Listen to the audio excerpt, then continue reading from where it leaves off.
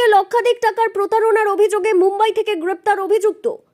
কাকসার বামুনারা এলাকায় তপবন সিটির বাসিন্দা অশোক কুমার রায় নামের এক প্রবীণ ব্যক্তিকে লাইফ সার্টিফিকেট আপডেট করে দেওয়ার নাম করে তাকে লক্ষাধিক টাকার প্রতারণা করা হয় বলে অভিযোগ। প্রতারিত হয়েছেন বুঝতে পেরে অশোকবাবু কাকসা থানায় গত নভেম্বরের 27 তারিখে কাকসা থানায় সাইবার বিভাগের লিখিত অভিযোগ জানান। অভিযোগের ভিত্তিতে তদন্তে নামে কাকসা থানার সাইবার বিভাগের পুলিশ আধিকারিকরা। জানা গিয়েছে দফায় দফায় প্রায় 6,22,000 টাকা তার কাছ থেকে নেওয়া হয়।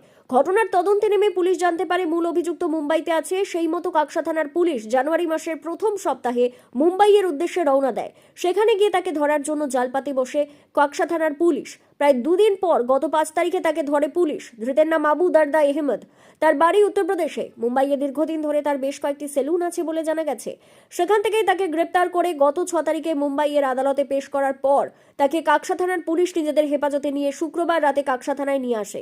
শনিবার তাকে আদালতে পেশ করা হবে বলে কাকসা থানার পুলিশ সূত্রে জানা গিয়েছে। কাকসা থানার সাইবার বিভাগের পুলিশ আধিকারিকরা জানিয়েছেন, অভিযোগ পাওয়ার পরই তারা প্রযুক্তির সাহায্যে তাকে ধরার জন্য প্রস্তুতি নেয়। এরপর তার মুম্বাইয়ে উপস্থিতি জানতে পেরে তৎক্ষণাৎ তারা রওনা দিয়ে সেখান থেকে গ্রেপ্তার করে। শনিবার দুর্গাপুর মহকুমা আদালতে পেশ করার পর তাকে পুলিশ হেফাজতে নিয়ে এই ঘটনায় আর কেউ যুক্ত আছে কিনা তার তদন্ত শুরু হবে। পাশাপাশি আর কোনো সাইবার প্রতারণার সাথে ধৃত ব্যক্তি যুক্ত আছে কিনা তা খতিয়ে দেখা হবে বলে জানিয়েছে পুলিশ আধিকারিকরা।